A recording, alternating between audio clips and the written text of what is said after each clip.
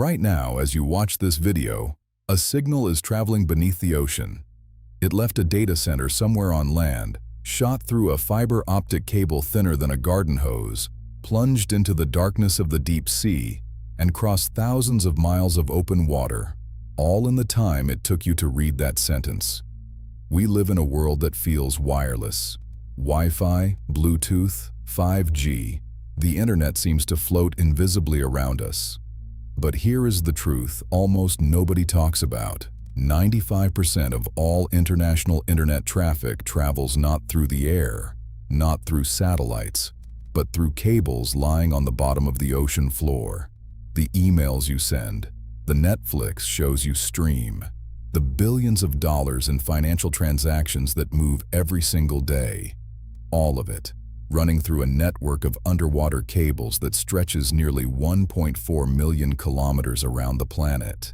And most people have no idea they even exist. Today, we're going to change that. This is the story of the undersea cables running the digital world, how they work, how they were built, what happens when they break, and why they may be the most important infrastructure on Earth that nobody ever talks about. Here's something that might surprise you. Undersea cables are not a modern invention.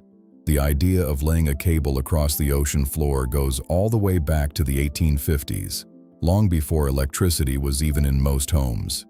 In 1858, after years of failed attempts, engineers successfully laid the first transatlantic telegraph cable between Ireland and Newfoundland in Canada. It was one of the greatest engineering achievements of the 19th century. Queen Victoria sent a congratulatory message to U.S. President James Buchanan. The message was 98 words long. It took 16 hours to transmit. The cable failed within weeks. The insulation was flawed, the signal degraded, and the whole thing went dead.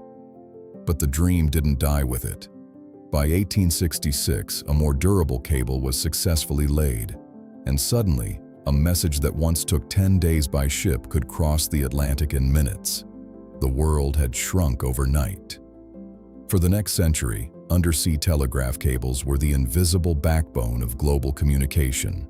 When telephone technology arrived, telephone cables followed. And when the internet age dawned in the late 20th century, a new generation of cables, fiber-optic cables, became the arteries of the modern world.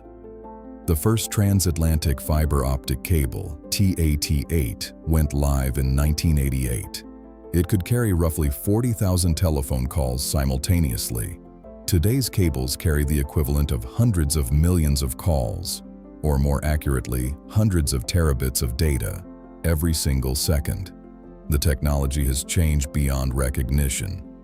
But the fundamental idea, running a wire under the ocean to connect 2 points on the globe, is the same idea that engineers had over 160 years ago.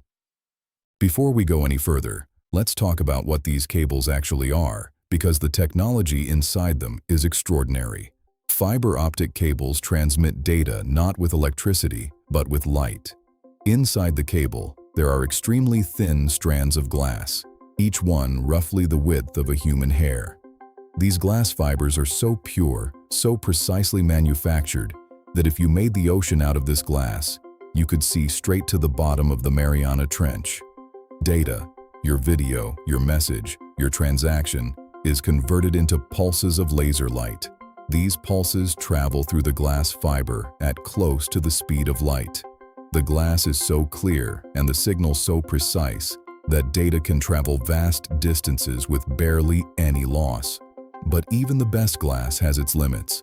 Over thousands of kilometers, the signal does weaken, so at regular intervals along the cable, every 60 to 100 kilometers, there are devices called repeaters embedded in the cable itself.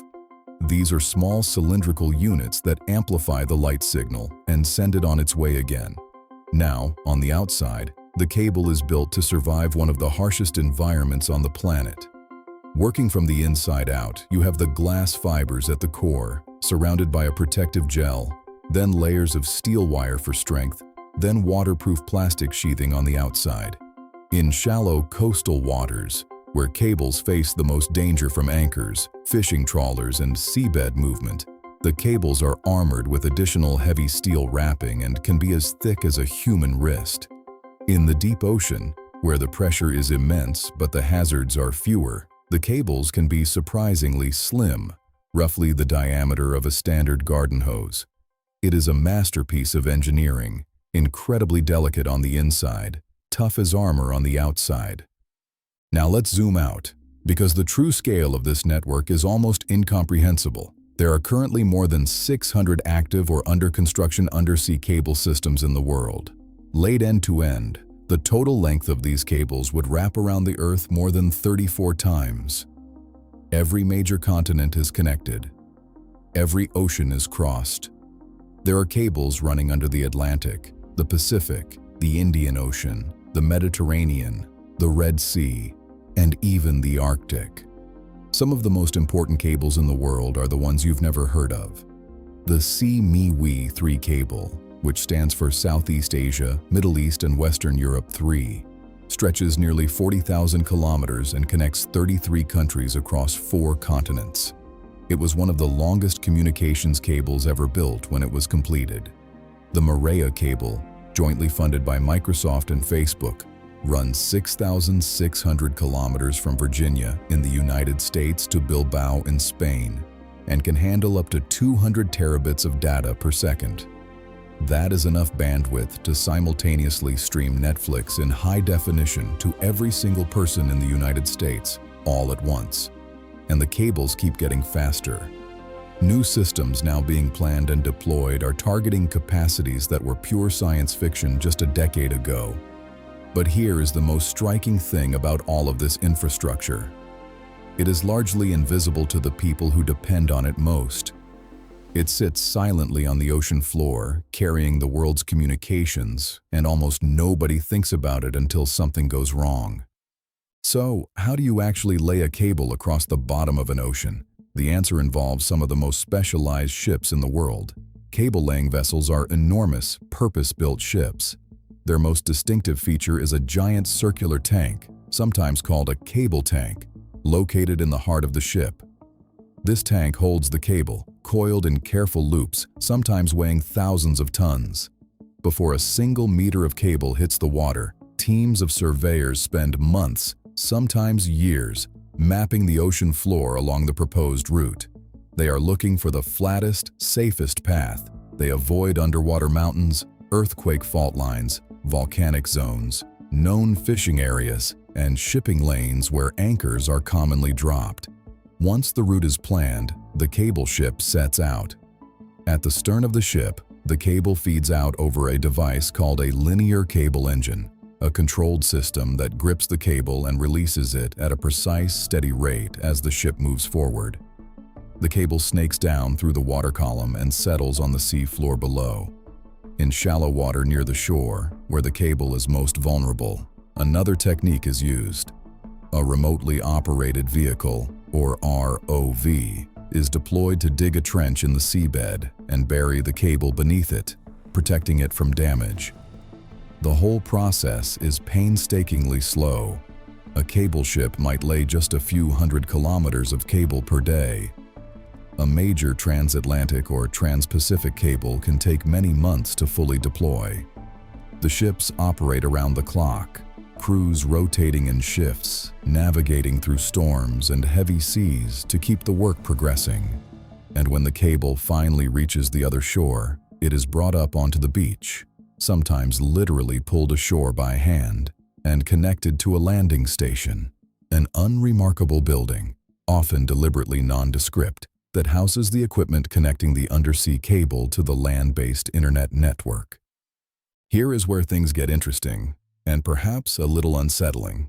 For most of internet history, undersea cables were owned and operated by telecom consortiums, groups of telephone companies from different countries pooling their resources to build and share the capacity of a cable.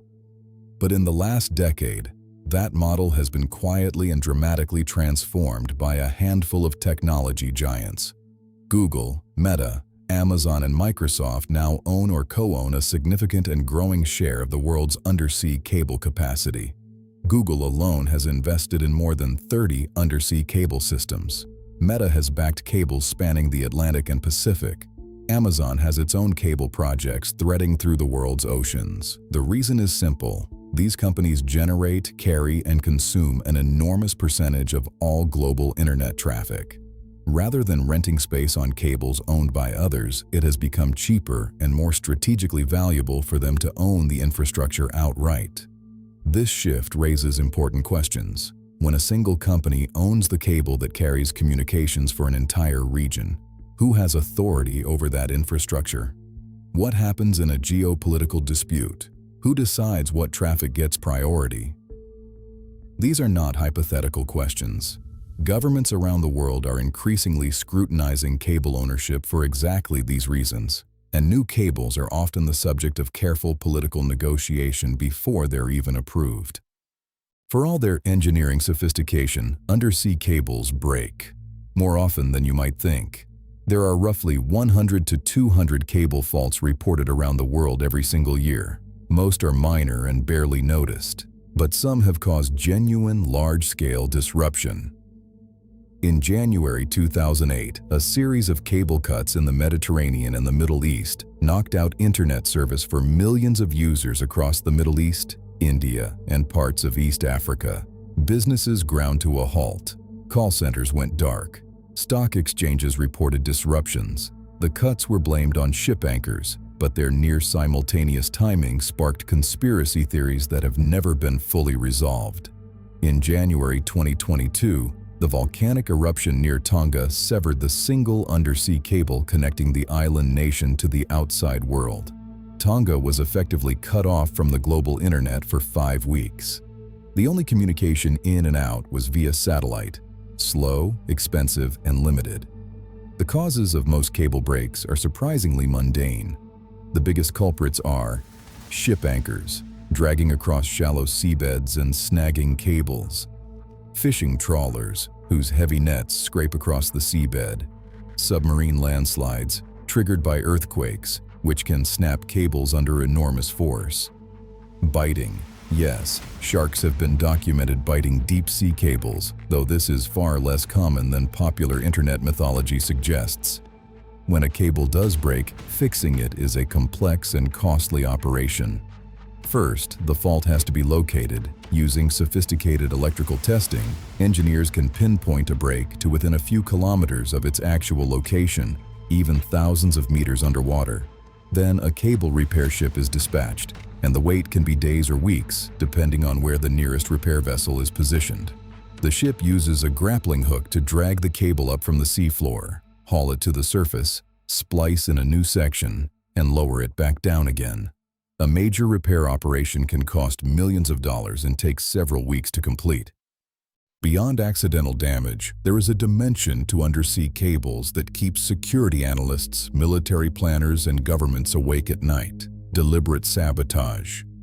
In October 2023, 2 undersea data cables and a gas pipeline connecting Baltic Sea countries were damaged in what investigators concluded was an act of deliberate sabotage. It was a stark reminder that cables are physical objects, and physical objects can be cut. The vulnerability is real, and it is severe. Unlike a satellite network, which is distributed across space and difficult to physically attack, an undersea cable is a single known object, lying on a known route at a known depth. Military analysts have noted with concern a significant increase in the activity of Russian submarines and surface vessels near major cable routes in the North Atlantic, routes that carry a vast proportion of transatlantic internet traffic. NATO has established a dedicated maritime center for the security of critical undersea infrastructure, specifically to monitor and respond to threats to these cables.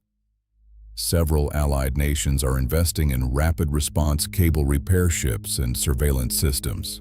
The concern is not purely theoretical. In a conflict scenario, severing a small number of key cables could degrade or disrupt communications across entire continents, not destroying the internet, but slowing it dramatically and creating enormous economic damage. And yet, there is no international treaty protecting undersea cables from military interference. The 1884 International Convention for the Protection of Submarine Telegraph Cables makes accidental or reckless damage illegal, but it was written 140 years ago, and its enforcement mechanisms are weak. This is one of the great unsolved problems of the digital age. The world's most important communications infrastructure has almost no dedicated international protection.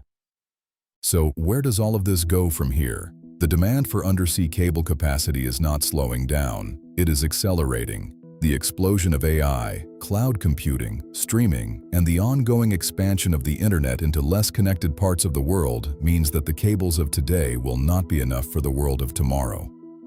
Several major trends are shaping the next generation of undersea infrastructure. New routes are opening up. The melting of Arctic sea ice has made northern routes viable that were previously impractical. A cable called Arctic Connect is planned to run along the Arctic seabed, offering a faster route between Europe and Asia and bringing connectivity to remote Arctic communities along the way. Africa is getting better connected. For decades, sub-Saharan Africa had far fewer cable connections than any other populated region of the world. That is changing fast.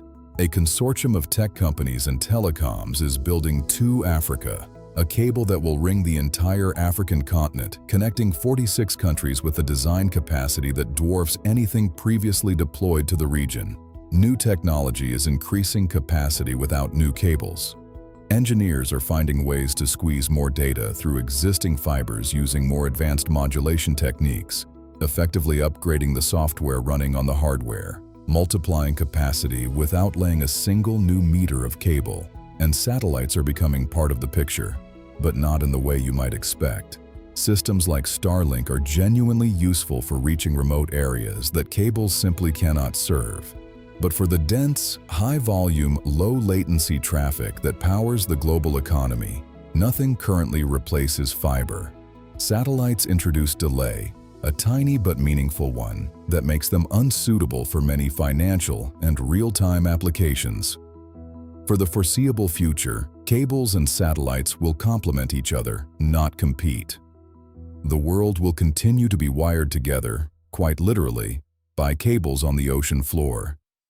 The next time you open a video, send a message, or load a web page, take a moment to think about what's actually happening. Somewhere, right now, your data is moving through glass fibers thinner than a human hair, traveling at the speed of light, plunging into ocean water where sunlight has never reached, and crossing thousands of miles of open sea, carried by a cable that nobody sees, nobody thinks about, and almost nobody talks about. These cables connect continents. They carry economies. They carry on conversations between people who have never met and may never meet. In a very real sense, they carry the modern world. They were built by engineers whose names most of us will never know. They are maintained by crews aboard specialized ships who spend months at sea to keep our connections alive. They are protected, or not protected, by laws written in another era, struggling to keep pace with a world they could never have imagined. The global internet is not a cloud. It is not invisible. It does not float. It lies on the ocean floor and runs the world. If this story changed the way you see the world around you, then you are exactly where you need to be. Subscribe to Big Things Explained for more powerful stories about engineering, technology, infrastructure, and the hidden systems that keep modern life moving. And when you are ready, your next video awaits you here.